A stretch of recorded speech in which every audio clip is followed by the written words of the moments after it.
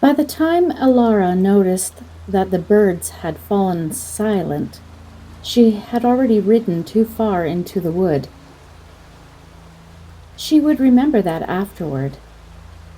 Not the first arrow, not the shouting, not even the blood. The silence.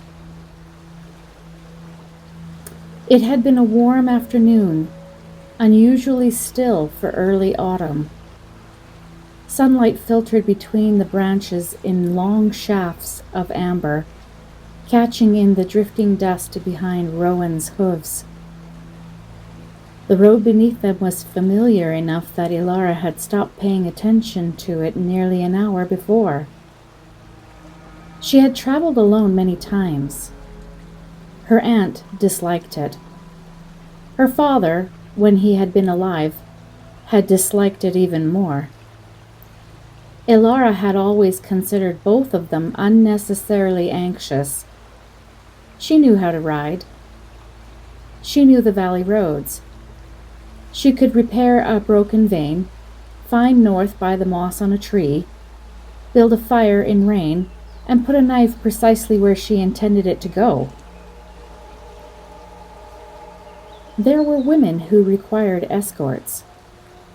Elara had never considered herself one of them. Rowan stopped. Elara, lost in thought, nearly lurched forward over the mare's neck. What now? The horse's ears had gone rigid. Elara followed the direction toward the trees. Nothing moved. A stand of firs crowded the road to the right, their lower branches dense and black beneath the fading light. Ferns grew between the trunks, and some were further down the slope. Water moved over stone. Rowan shifted backward. Elara stroked her neck. There's nothing there. The mare snorted. Elara smiled despite herself. You've been listening to Aunt Mara. She touched Rowan lightly with her heels. The horse refused. Elara's smile faded. Rowan! A faint sound came from the trees. Not a branch breaking. Something smaller. Metal, perhaps. Elara straightened. For several seconds, nothing happened. Then an arrow struck the road. It buried itself in the earth scarcely 3 feet from Rowan's foreleg. The mare reared. Elara seized the saddle, barely keeping her seat as a second arrow hissed past her shoulder and disappeared into the undergrowth. Go! Rowan came down hard, wheeled and lunged forward. Elara bent low over the mare's neck. Behind them came the sound of horses, not one, several. She looked back. 3 riders burst through the trees. A 4th followed, then a 5th. They wore dark leathers beneath short mail shirts, their faces partly covered against the dust. None carried any banner or device Elara recognized. One raised a bow. Elara turned forward. Come on, girl! Rowan needed no urging. Hooves struck hard against the road. An arrow passed to Elara's left. Another struck a tree ahead. Elara flinched. The road descended toward a fork she knew well. North led toward Helvern. South descended through the old mill country before turning toward the river. Helvern. There would be people. A smithy. 2 inns. And often enough, soldiers traveling between the northern posts. Elara pressed Rowan toward the northern road. An arrow struck directly ahead of them. The mare swerved. No! Elara dragged at the rein. Another arrow struck the ground to the north. Rowan wheeled south. Elara cursed under her breath and fought to turn her again. A third arrow landed behind the horse. Rowan bolted. The southern road swallowed them. Behind her, the riders followed. Elara bent low. She waited for another arrow. None came. A strange thought entered her mind. They should have hit her by now, at least once. She looked behind. The riders were perhaps 40 yards back. Close enough. One still held his bow. He could have fired, but he did not. Elara turned forward again. The realization came without warning. They were not trying to kill her. The thought should have comforted her. It did not. It frightened her more. The southern road narrowed rapidly. Grass grew along its center. Brambles reached across the verge, catching at Rowan's legs. The stones were loose beneath the mare's hooves, and twice she stumbled badly enough that Elara had to pull her up. The riders remained behind, always behind, never near, never farther. Elara knew then that something was wrong. She began searching the trees for a place to turn off the road. Dense woodland pressed close on either side, too close. Ahead, the road turned sharply around an outcrop of stone. Elara made her decision. She pulled Rowan to the left. The mare had barely left the track when a mounted man appeared between the trees. He was waiting there. Elara hauled the reins back. Another rider emerged on the opposite side, not behind her, ahead. Elara froze. The road remained open, only the road. One of the men smiled. Elara understood. Not all at once. The knowledge seemed to assemble itself from scattered pieces. The arrows at the fork, the riders keeping their distance, the men waiting beside the road. They were not pursuing her. They were steering her. Elara looked ahead. The road descended steeply. She heard rushing water and remembered. The old mill crossing, the bridge. Her stomach tightened. 3 winters earlier, the river had flooded and taken half the bridge with it. Everyone in the eastern villages knew the crossing was useless. Everyone except, apparently, the frightened woman who had just been chased onto the road leading directly to it. She pulled hard on the rein. "Turn!" Rowan fought her. An arrow struck the road behind them. The mare bolted again. "No! Rowan!" Elara leaned back with all her weight. The trees blurred past.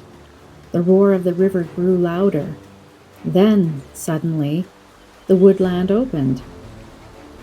The road ended 20 yards ahead. Beyond it, the broken remains of the stone bridge reached halfway across the gorge and stopped. The center span was gone. One lonely pier stood amid the rushing water below.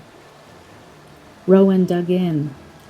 Her hindquarters dropped beneath her. Elara nearly went over the mare's head. She turned. The 5 riders entered the clearing, slowly now. Elara backed Rowan toward the broken bridge. The men spread across the road. No one spoke. Elara looked to her right. Rock. To her left. A steep wooded slope.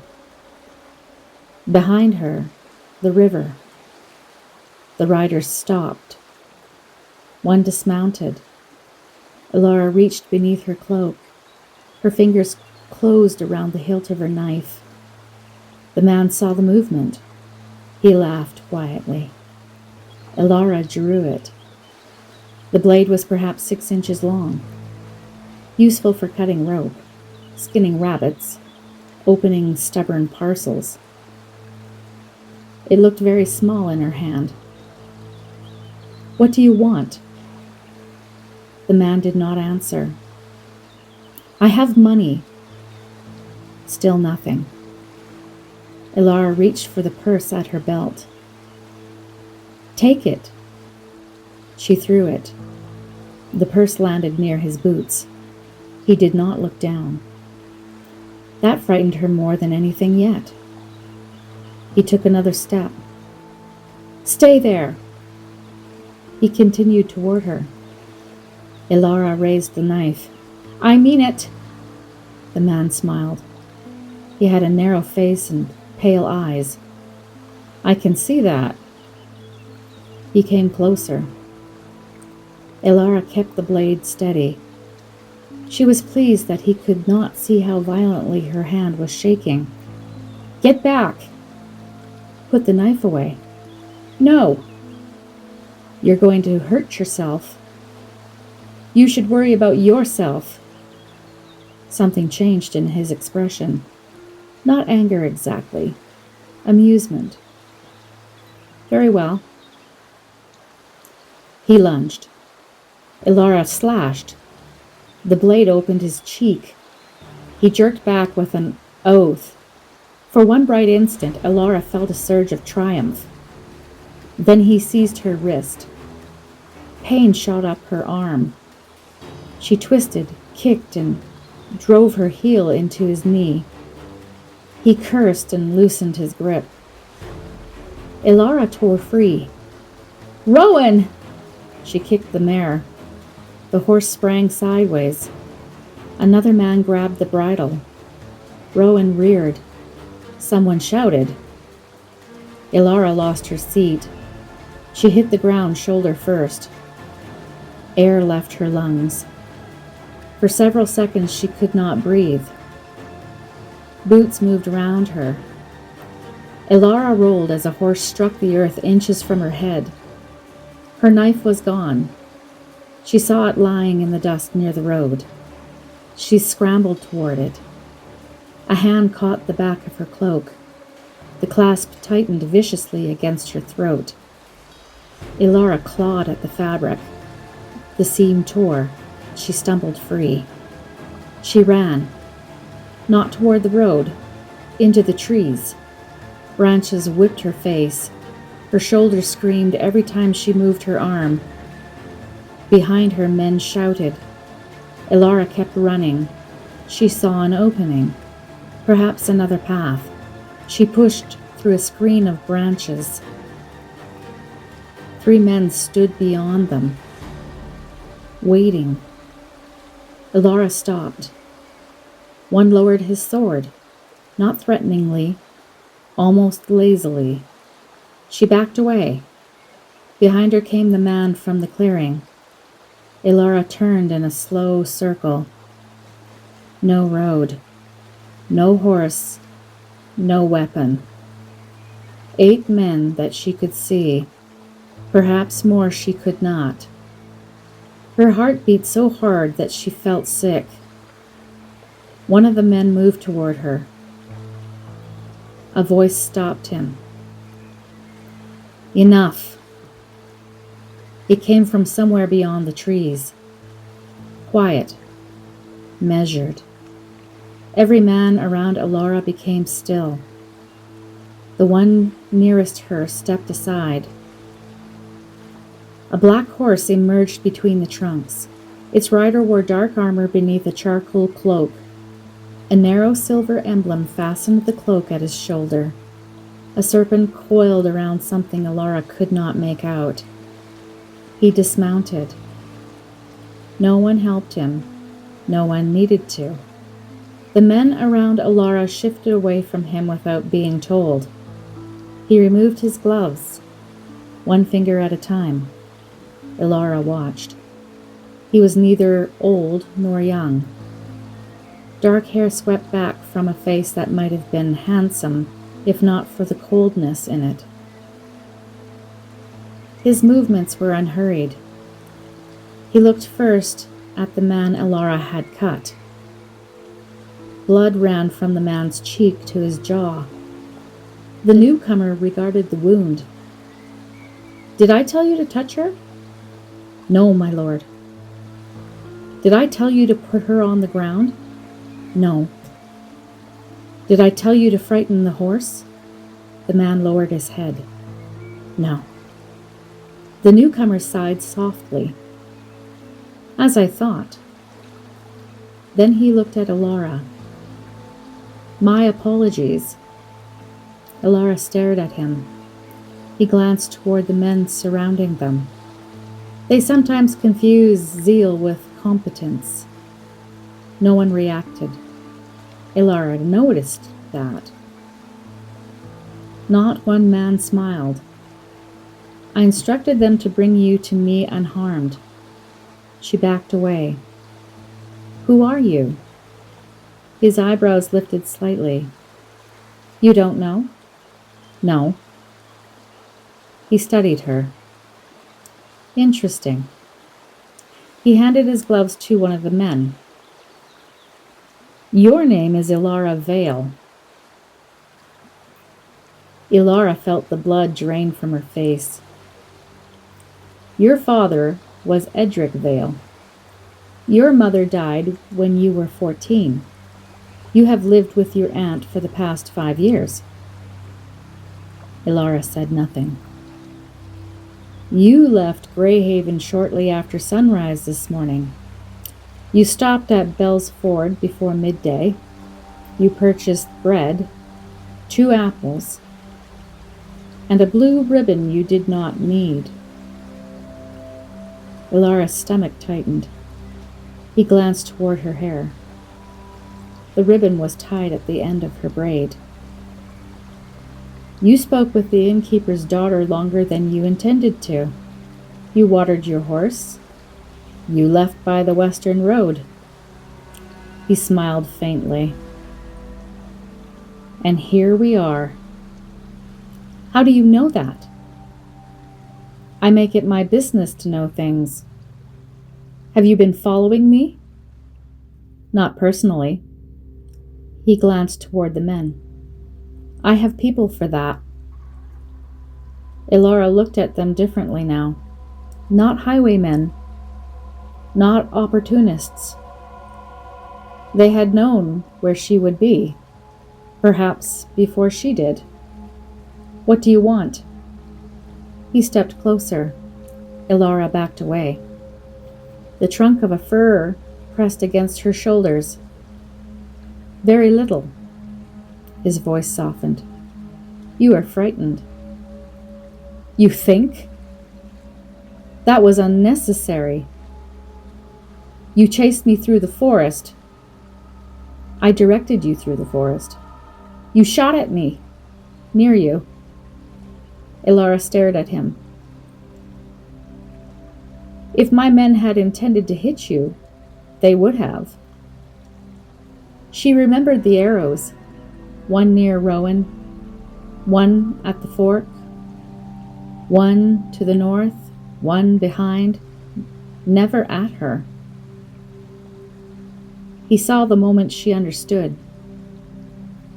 There. Something like approval entered his voice. You are observant. That will serve you well. Elara did not know why the praise unsettled her. You blocked every road except this one.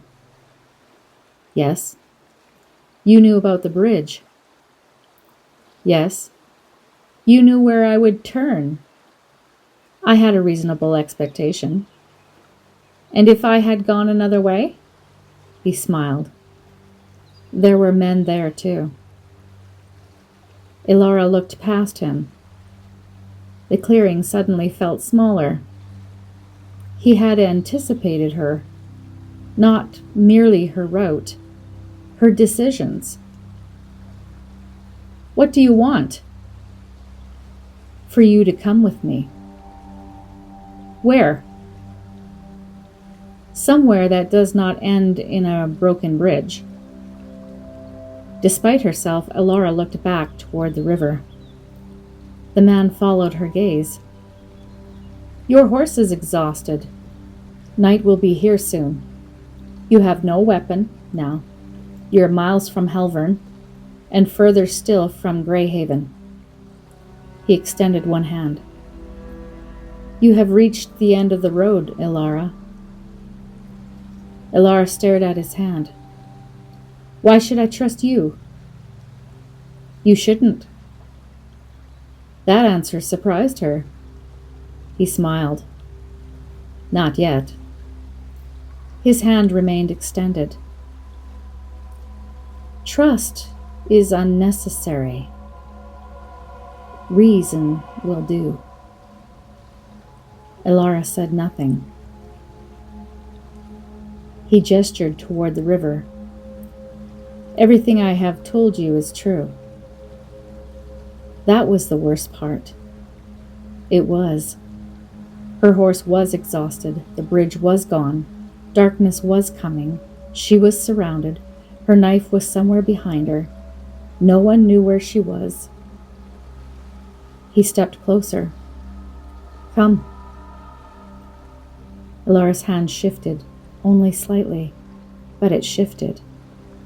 The man noticed. Something almost gentle entered his face. That's better. Then came the sound of a horse on the road.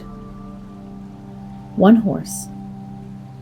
Vair's hand lowered. The change among the others was immediate. Weapons appeared. Men moved.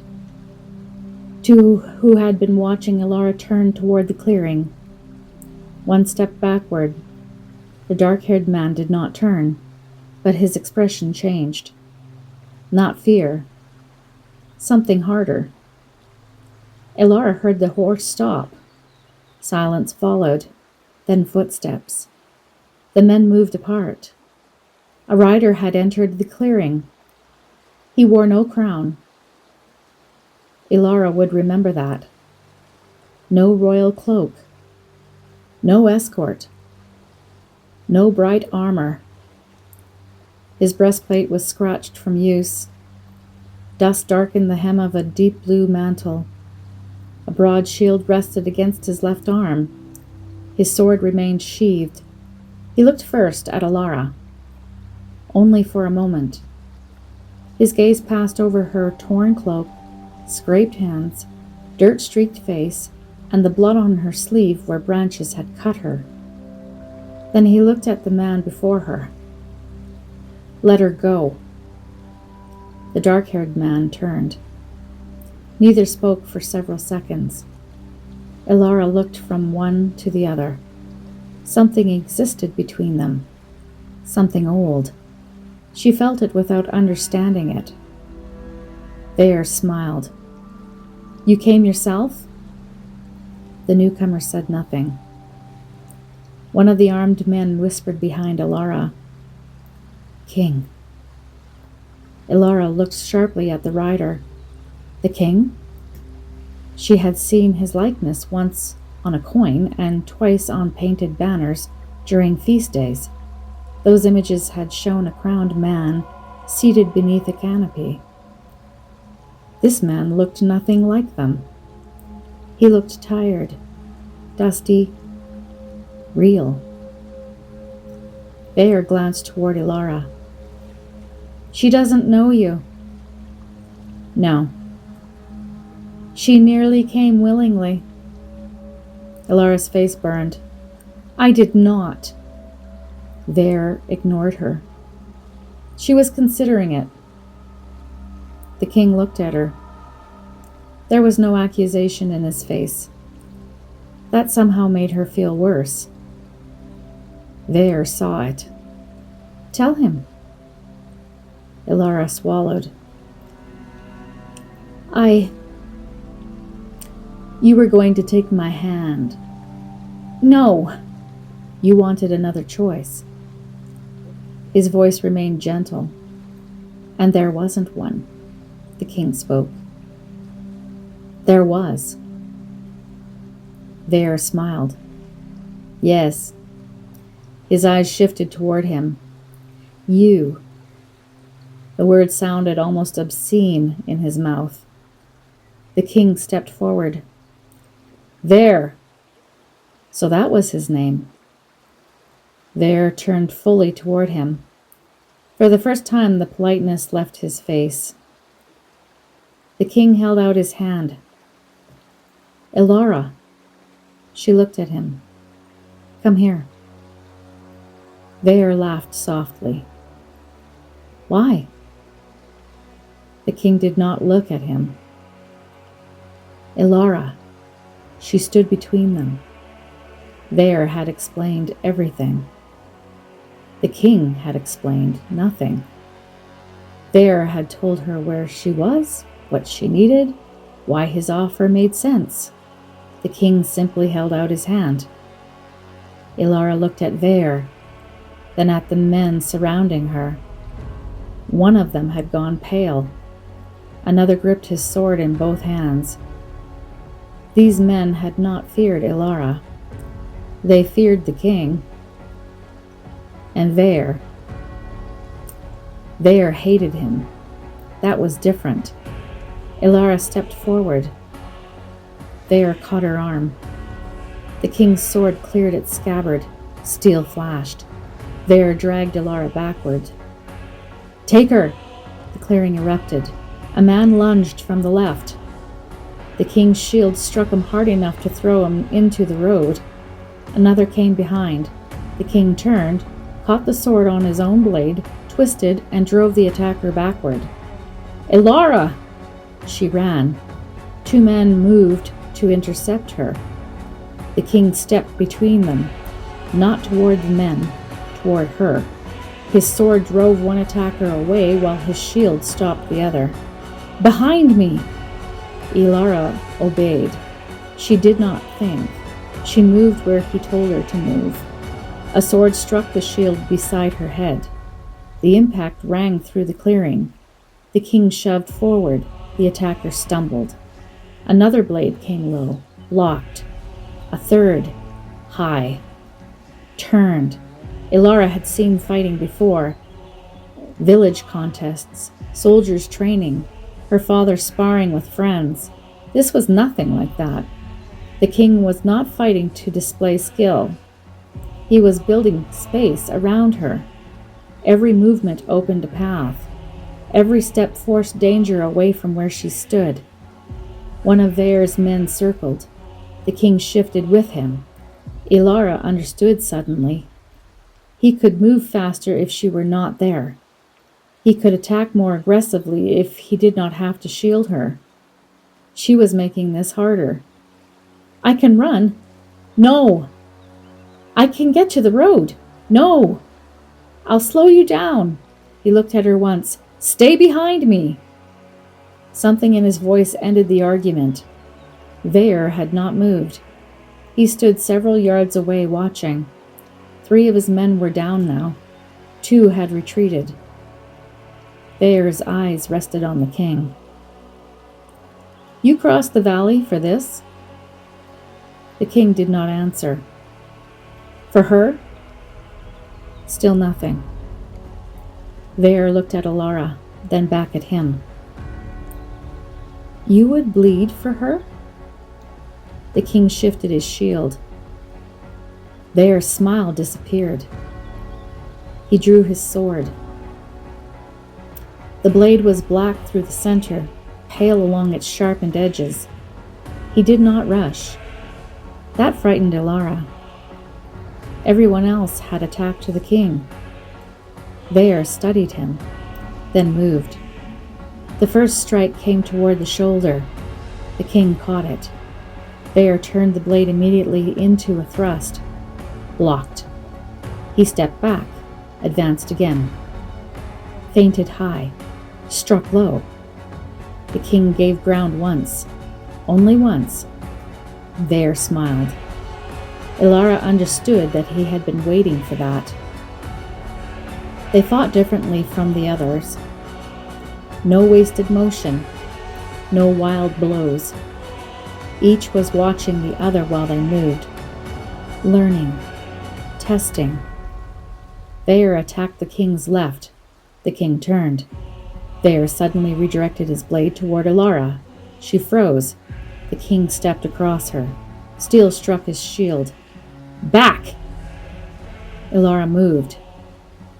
Veyr attacked again. Not the king. Her. Each time the king intercepted him, Elara's breath caught. Veyr was forcing him to defend two bodies. You cannot guard every side, Veyr said. The king's eyes never left him. No. They circled. Only the one that matters. Veyr's expression changed. Then his eyes flicked behind the king. A tiny movement. Elara saw it. Behind! Too late. One of the fallen men lunged up from the ground. The king turned to meet him. Veyr moved. His sword came low. The blade passed beneath the shield and struck just above the king's heel. The sound was small, almost nothing. The king staggered. Blood appeared instantly along the leather of his boot. Elara screamed. The king went down to one knee. For one terrible moment, no one moved. Elara heard the river, the wind, her own breath. Veyr looked at the wound. Triumph entered his face. Slowly, almost reverently, as though he had waited a very long time to see the blood there. The king braced one hand against the earth. Elara started toward him. Stay back! His voice stopped her. Veyr raised his sword. The king looked up. Their eyes met. Veyr struck. The king caught the blade on his shield. The impact drove him lower. Veyr struck again. Again. The third blow came down with both hands. The king shifted. Veyr's blade glanced away. The king rose, not quickly, not effortlessly. He rose because he chose to. Blood darkened the ground beneath his boot. Veyr stepped backward. The king advanced. Something had changed. Not in the king, in Veyr. The triumph was gone. He attacked again. The king turned the blow, advanced. Veyr gave ground. Another strike, blocked. Another. Veyr's sword was knocked wide. The king drove his shield into him. Veyr stumbled. The king struck his blade, once, twice. On the third impact, the dark sword broke near the hilt. The upper half spun across the stones. Veyr stared at what remained in his hand. The king stood between him and Elara, bleeding, unbowed. Veyr looked past him, at her. His face was no longer handsome, not because the features had changed, because everything carefully concealed beneath them had finally surfaced. Hatred, not merely for the king, for what belonged to him.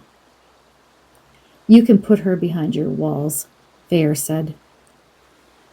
The king said nothing. You can surround her with soldiers. Silence. Veyr's gaze remained fixed on Elara. You have not taken me out of her. The words landed somewhere Elara could not name. The king took one step forward. Veyr looked back at him and retreated. The surviving men followed. No one had ordered them. At the edge of the trees, Veyr stopped. You know I will not leave her alone. The king's voice was quiet. I know. Veyr looked at Elara one last time, then disappeared into the wood. Elara listened until the last sound of horses was gone. Only then did her legs give way. She sat hard upon the road. The king remained standing for several seconds. Then his sword slipped from his hand. Elara looked up. He caught himself against the trunk of a tree. Sit down. He almost smiled. It was the first expression she had seen from him that was not grave. I beg your pardon? You're bleeding. So are you. Elara looked at her sleeve. A shallow cut ran along her forearm. That's nothing. Then we agree. He lowered himself carefully onto a fallen log. Elara stared at the blood around his boot. It had soaked through the leather. A dark trail marked the stones where he had stood. Her stomach tightened. He did that because of me. The king pulled a strip of cloth from beneath his cloak. He did it because he wanted to. If I hadn't been here, he would still be there. Elara said nothing. The king bent to bind his leg. His fingers were steady. Elara moved toward him. Let me. He looked at her. I can do that much. After a moment, he handed her the cloth. Elara knelt. The leather was cut deeply. She peeled it back. The wound beneath was worse than she expected. She swallowed. I'm sorry. The king did not answer. Elara wrapped the cloth around his ankle. Her hands shook. Too tight? No. She pulled it firmer. Then, when she finished, she realized there was blood on her fingers. His blood. She wiped them instinctively against her sleeve. The red streak spread across the torn cloth. Elara stopped. For some reason she could not explain, she did not wipe it again. The king watched her but said nothing. Finally she asked, Why were you there? I came for you. That isn't what I asked. I know. You knew Vaer would be here. Yes. You knew his men were waiting. Yes. And you came alone. The king looked toward the trees. No. Elara frowned. I didn't see anyone else. You weren't meant to. Before she could ask what he meant, a horn sounded in the distance. One low note, then another. The king listened. They know we are here. Elara looked around. You had men nearby? Yes. Why didn't they come with you? Because this was mine to do. Elara said nothing. He reached for his sword. Elara picked it up before he could. The weight surprised her. She nearly dropped it. The king noticed. So that's a sword. Elara glared at him. His mouth moved slightly. Despite everything, something like laughter almost escaped her. She handed it back. Mine is smaller. I saw. You saw? It was lying beside the road. You were watching? For longer than you realized. Elara's embarrassment returned. You saw me fall off my horse? Yes. She closed her eyes. Wonderful. It was not your finest moment. Elara looked at him. There it was again, that almost smile. She did not know what she expected a king to be like. Not this. Not a man sitting on a log with blood soaked through a bandage, teasing her about falling from a horse. The moment passed.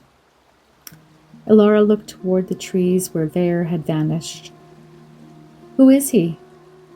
The king's expression changed. An enemy. Yours? Yes. Elara hesitated. And mine? He looked at her, not answering quickly. At last he said, You saw enough today to begin answering that yourself. His calm voice. Everything I have told you is true. She remembered how close she had come to taking it. He knew everything about me. Not everything. He knew where I had been. He knew where I was going. He knew my father's name. Yes. I didn't even know his. The king looked into the woods. That does not make him less dangerous. Elara wrapped her arms around herself. I didn't know any of this existed. The king turned toward her. What? This. She gestured helplessly. There. His men. Whatever this is. The king followed her gaze toward the dark woods. You knew there were dangerous roads. Bandits, perhaps. Wolves. Yes. Storms. Of course. But not this. No. The king nodded. Elara waited for him to explain. He didn't. That irritated her. You aren't going to tell me? Not tonight. Why? Because you have spent the last hour running for your life. I am aware. You are cold. I am also aware. You have a bleeding arm. It is barely bleeding. You are exhausted. So you intend to keep me ignorant because I'm tired? The king regarded her. Elara almost apologized. Almost. Then he said, No. She waited. I intend not to mistake an exhausted mind for a prepared one. That silenced her. He stood carefully. The moment his weight came down on the wounded leg, something tightened around his eyes. He did not complain. Elara noticed anyway. Where are we going? Home. Yours? Yes. Elara looked back toward the ruined bridge. Do I have a choice? The king met her eyes. Yes. The answer surprised her. You would let me leave? When the road is safe. Knowing Vare is out there? Yes. Why would you allow that? The king picked up his shield. Because being rescued is not the same thing as being imprisoned. Elara considered this. Does Vare allow people to leave? The king looked toward the forest. No. That was all he said. The mare stood trembling beside a stand of birches, one rein broken, and her flanks white with sweat. Elara rushed toward her. Rowan shoved her nose against Elara's shoulder. I know. I'm sorry. The king checked the mare's legs. No injury. She's never thrown me before. She didn't. Elara frowned. You fell. That is not better. It is more accurate. Elara rolled her eyes. The king repaired the rein with a strip of leather from his own saddle. When he had finished, he helped Elara mount. She noticed how carefully he avoided putting weight on the injured foot. What about you? I'll walk. You cannot walk all the way to wherever we're going. I can. That was not a compliment. The king looked at his horse.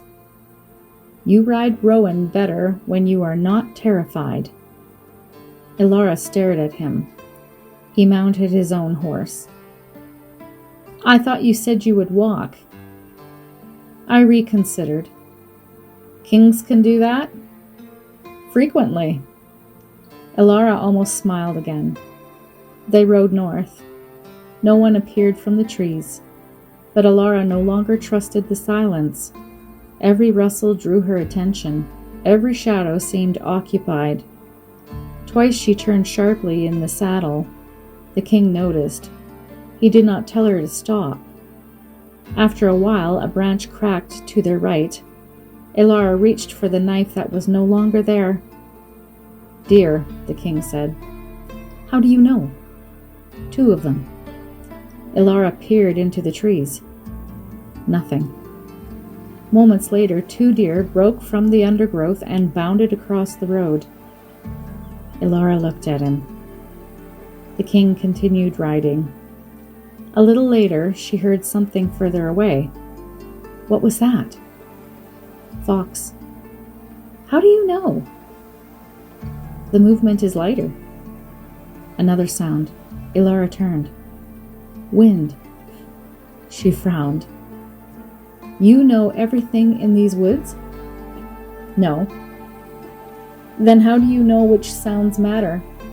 The king looked toward her. Practice. Elara waited. Apparently, that was all the answer she was going to get. They rode on. Dusk deepened. The first stars appeared. For nearly half an hour, neither spoke. Elara began to feel the full weight of exhaustion. Her hands hurt. Her shoulder throbbed. She said, "Why did you come yourself?" The king did not answer immediately. "You could have sent soldiers." "Yes." "Commanders?" "Yes." "People who know how to fight better than I do?" "That would include most of the kingdom." Elara glared at him. Again the faintest trace of humor. She did not let him distract her. "Why you?" The king looked ahead. "Because this was mine to do." "You already said that." "Yes." "It still does not explain anything." "It will." Elara sighed sharply. "You are very difficult to speak with." "So I have been told." "By whom?" "People who speak with me." That time Elara did laugh. It surprised her. The sound felt wrong after everything that had happened. The king did not seem to think so. They continued. After another hour, the land rose. The trees thinned, then the fortress appeared. At first, Elara saw only lights, 3 or 4 along a distant ridge, then more. Watchfires, torches, windows. A vast line of stone followed the hills ahead, broken by towers and heavy gates. Beyond the outer wall climbed the roofs of a city. At its center stood a citadel overlooking the valley. Blue banners moved from the towers. Gold symbols caught the firelight. Elara slowed Rowan. The king's city. Some call it that. She looked at him. The king's face was shadowed. His armor scratched. Blood dried along his boot. The banners above the fortress suddenly seemed less like decoration. They were his.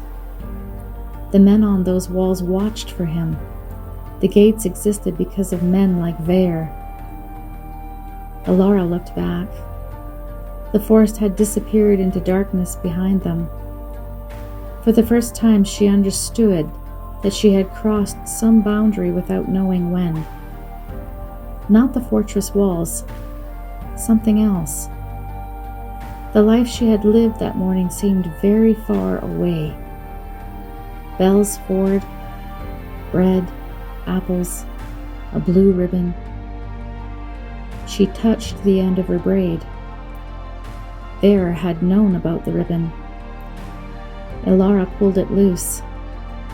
For a moment she considered throwing it away. Instead, she folded it and tucked it into her pocket. The king saw. He said nothing. The gates opened before they reached them. A horn sounded from the wall. Voices called down. Men moved with startling speed. The king had barely dismounted when an older warrior crossed the courtyard toward him. He was broad-shouldered, gray at the temples, with a pale scar through one eyebrow. His gaze went first to the king's face, then to his leg. Something changed. Who? There. The warrior became absolutely still. Where? South Crossing. So close? Yes. The man looked toward Elara, not suspiciously, carefully, assessing what had happened without asking. The king began issuing orders. Double the western watch until daylight. No one leaves the outer gate alone. Send riders to the river posts. Quietly. The warrior nodded. Numbers?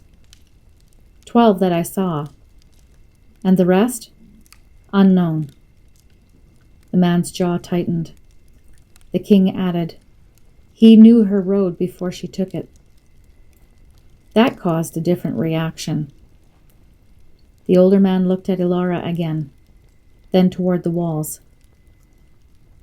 I'll see to it. Corin. The warrior stopped. Do not send anyone south alone. Corin nodded once. My lord. He left. A woman hurried from the gatehouse carrying a leather case. She was older than Elara first realized, her dark hair threaded with silver. The moment she saw the king's boot, she pointed toward a stone bench. Sit. The king obeyed. Elara blinked. The woman knelt. Who did this? There. Her hands stopped, only for an instant. Then she resumed unlacing the ruined leather. Of course it was. Elara watched. The wound had clotted, but the ride had reopened it. Blood ran fresh beneath the torn boot. The woman cleaned it. The king's hand tightened once around the edge of the bench. Elara saw. He had felt every step, every mile. He had simply said nothing. The woman glanced toward Elara. You're hurt too. I'm fine. So is he, according to him. The king did not look up.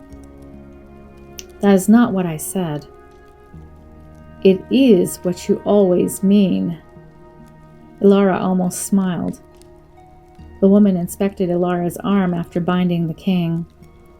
A scratch. I told you. Then you may enjoy being right. She cleaned it anyway. Elara looked again at the king's ankle. Will it scar? The woman paused. Yes. The word seemed to settle into Elara's chest. A scar. Something permanent. Because she had ridden down the wrong road. Because she had not known. Because he had come. The king looked at her. Do not confuse the wound with what happened today. Elara frowned. He nodded toward the closed gates. You are here.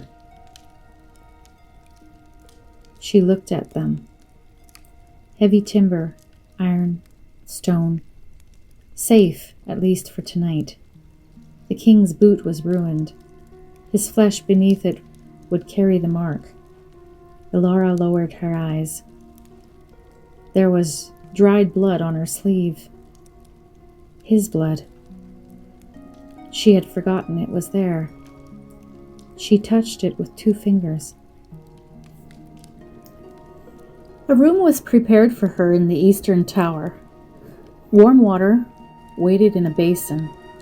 Someone had placed bread, cheese, roasted meat, and fruit on a small table beside the fire. A clean linen shift and plain wool dress lay across the bed. Elara barely noticed any of it. She stood at the window. Below, the fortress moved. Soldiers crossed the courtyard. Torches traveled along the walls. Men climbed the western towers while others descended. A wagon passed through an inner gate carrying bundles of spears. Someone led 3 saddled horses toward the stables. No one panicked. No one shouted. They simply moved, prepared. Elara pressed her hand against the cold stone. This had existed yesterday. The walls, the watchfires, the weapons, the patrols, there, the king, all of it. While she slept, while she ate breakfast, while she worried about whether the rain would spoil the road. The war had not begun when the arrow struck beside Rowan. It had only become visible to her. That distinction made the room feel colder. Elara looked toward the west. Beyond the wall lay darkness. Somewhere in it, Vare was writing. She remembered his face as he held out his hand. Not cruel, patient. Trust is unnecessary. Reason will do. Elara closed her eyes, remembering his words. She had almost believed him. No, that was not quite true. She had believed him. Everything he said about her circumstances had been correct. She simply had not understood what his truth was for. A knock sounded. Elara turned. Corin stood outside. He had removed his armor. The scar above his eyebrow seemed deeper without the helmet. The king asked whether you required anything. No. Corin nodded. He started to leave. Wait. He looked back. Elara almost asked who Vare was. The question sat on her tongue. Instead she asked, How long have you served the king? Corin considered. 31 years. That long? I was more handsome when I started. Elara studied the scar. I can imagine. Corin laughed once. Good. She had apparently surprised him. He leaned against the doorframe. Why do you ask? Elara looked toward the window. Because Vare knew him. Corin's face changed. Yes. Not simply his name. No. They have fought before. Yes. Elara waited. Corin offered nothing more. She recognized the same infuriating habit. Does everyone here answer questions like this? Only the questions that need longer answers. Elara sighed. Corin smiled faintly. Then his expression softened. You survived something difficult today. The king survived it. You both did. Elara looked down at the blood on her sleeve. Because of him. Corin's eyes followed hers. Yes. There was no hesitation. No attempt to tell her she had been brave too. Elara found herself unexpectedly grateful for that. She did not want consolation she had not earned. Get some sleep, Corin said. I doubt I will. So do I. That's not encouraging. No. He turned. Corin. He stopped. Are the walls safe? Corin looked toward the window. For what? Elara frowned. From there. Corin was silent for a moment. Then he said, Walls are useful. That was not my question. No. He left before she could stop him. Elara stared after him. Apparently the king did not hold a monopoly on irritating answers. The dream began on the northern road. Elara knew it was wrong immediately. In the dream, she could see Helvern ahead. Lights, people, safety. Then an arrow struck the earth. Rowan turned south. Again. The fork returned. Again. The bridge. Again. Each time, Elara tried a different path. Each time, men waited. Then Vare stood in the road, his hand extended. Behind him, strangely, there was no army, no sword, no broken bridge, only a warm room and lamplight. Everything I told you was true. Elara reached toward him. Blood ran across her hand, not hers. She woke. The room was gray with pre-dawn light. Her heart hammered. For several seconds, she did not know where she was. Then she saw the blood on her sleeve. Memory returned. She rose. The fortress was quiet. Elara pulled the cloak around her shoulders and stepped into the corridor. No one stopped her. She followed the stair downward, then another. Eventually she emerged into the courtyard. Morning mist lay low over the stones. A few soldiers were already awake. 2 carried bundles of arrows toward a tower. A young man swept rainwater from beneath an arch. Further across the courtyard, several figures stood near the western gate. The king was among them. Corin stood at his right. 2 others were with them.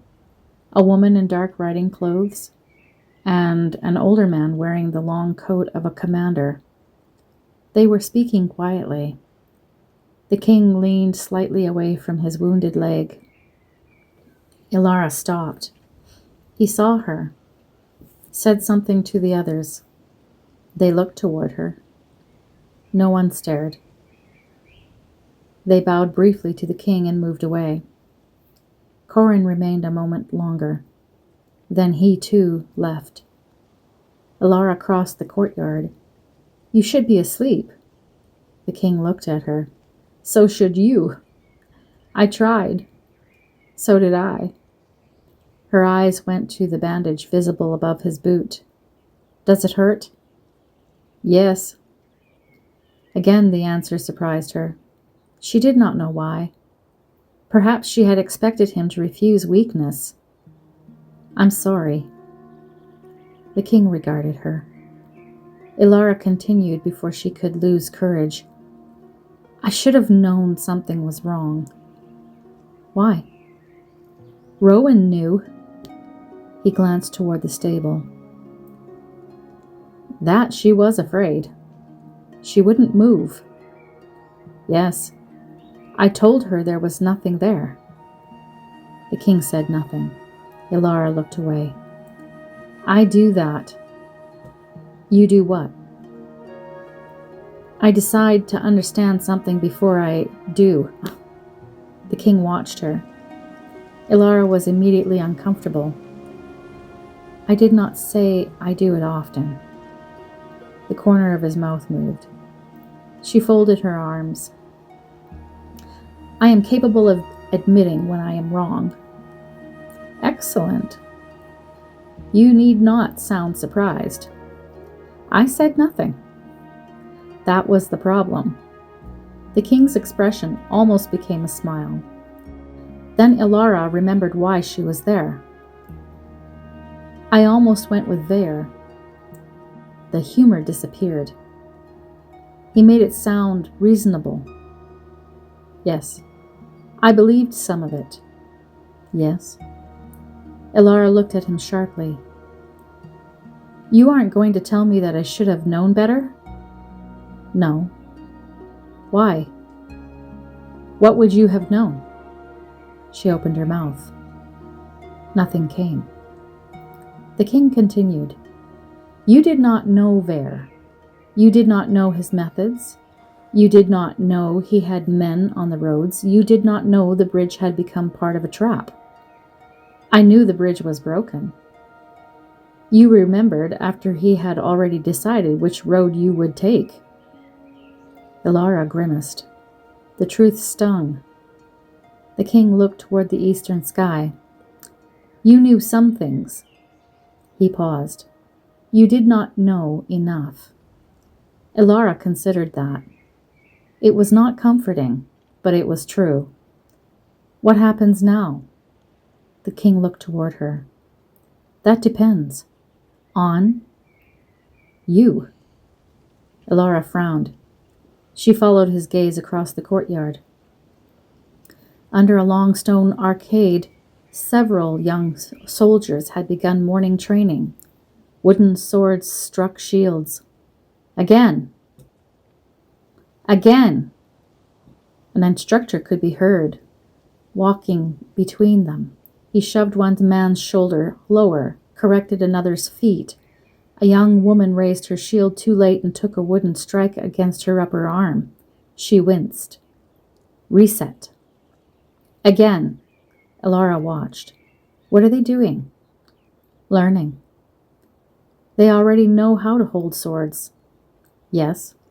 Then why are they doing the same thing repeatedly? Because knowing and being ready are not the same. The words irritated her in a way she could not explain, perhaps because she suspected they applied to her. Elara glanced toward the western wall. What if I want to leave? When the roads are clear, you may. You truly mean that? Yes. Even after yesterday? Yes. Even knowing Vare is out there? Yes. Elara shook her head. I don't understand you. That is becoming clear. She shot a look at him. He remained perfectly serious, which made it worse.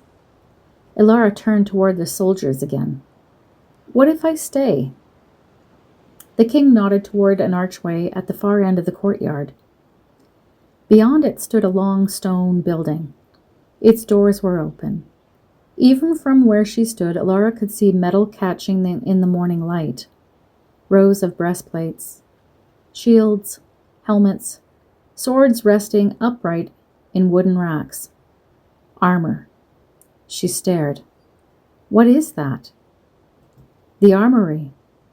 I gathered that. The king waited. Elara sighed. What happens if I go in? You begin learning what happened yesterday. Her gaze remained on the open door. And Vare? In time. What about the war? In time. You say that frequently. Because some things learned too quickly are learned badly. Elara looked at him. I dislike not understanding. I know. How? Well, Vare knew it too. That silenced her completely. The king turned toward the armory. Elara followed after several steps. As they crossed the courtyard, she became aware of how many people noticed him. Not stared, not fawned, but they noticed. A soldier stood straighter. A servant carrying linen stepped aside. An older woman bowed her head as he passed. The respect was quiet, natural. The king seemed hardly conscious of it. At the armory doors, he stopped. Elara stepped beside him. Inside were more weapons than she had ever seen. Not decorative weapons, used ones. Shields scarred across their faces, helmets dented and repaired, leather straps darkened with oil, swords polished but not ornamental. At the far end, two armorers were already working. One hammered a rivet into a breastplate, the other examined a damaged shield. Elara felt something stir in her chest. Fear. Certainly. but something else. She had been helpless yesterday. She remembered the 6-inch knife trembling in her hand, remembered Vair's men smiling, remembered the king stepping between her and the sword. She looked at the armor again. I want to learn. The king studied her, not pleased, not impressed, simply attentive. Why? Elara frowned. So that what happened yesterday never happens again. The king remained silent, and she waited. That is not the answer? It is an answer. What is wrong with it? Nothing. That sounds very much like something is wrong with it. The king looked into the armory. You want armor because yesterday you discovered what it feels like to have none. Yes. You want a sword because you remember being unarmed. Yes. You want training because helplessness frightened you. Elara folded her arms. You make that sound unreasonable. It is entirely reasonable. Then why are we still discussing it? The king turned toward her. Because fear can begin good training. It cannot finish it. Elara did not understand. The king stepped aside. She followed. At the first rack, he stopped beside a shield. Large, heavy, its face bore several long scratches. Elara touched one. Was this used? Yes. In battle? Yes. She looked along the rows. All of these? Most. Elara turned. Whose are they? Some belong to soldiers who still serve. Some are kept for training. Some were repaired. The king paused. Others were left behind. Left? He did not answer. Not yet. Elara looked deeper into the room. Something about the armor had changed. A moment earlier it had looked powerful. Now it looked costly. She noticed broken straps, dents, scrapes, one helmet with a deep cut across the brow. This was not clothing for heroes in songs. People had been hurt inside these things. Some, perhaps, had died. Elara looked at the king's wounded leg. He saw. For several seconds neither spoke. Then the king said, Everything in this room matters. Elara waited. The armor matters. His hand rested on the scarred shield. The training matters. He looked toward the sword racks. What you learn here may be one day something that preserves your life and the lives of those standing beside you. Elara looked at the weapons again. Then the king's voice became quieter. But remember something before anyone places a sword in your hand. She turned. His gaze held hers. None of this came for you yesterday. Elara said nothing. The shield did not find you. Her eyes dropped to it. The sword did not know your name. She looked back at him. The armor did not walk into that wood. The blood on her sleeves felt suddenly heavy. Elara touched it. The king followed the movement of her hand. She understood. Not everything.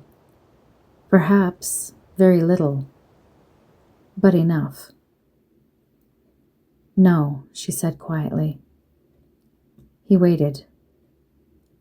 Elara looked toward the open doorway behind them, toward the courtyard, and the walls beyond it.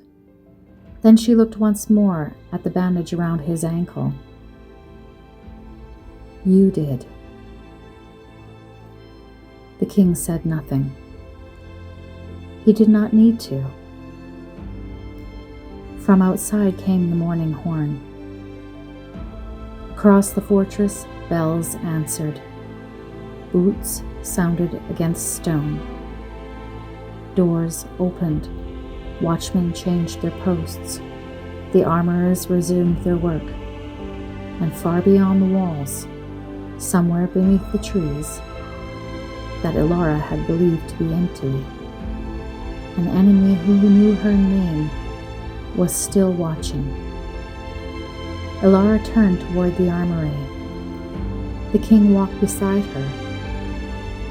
And this time, when she followed him, she knew whose hand she had chosen.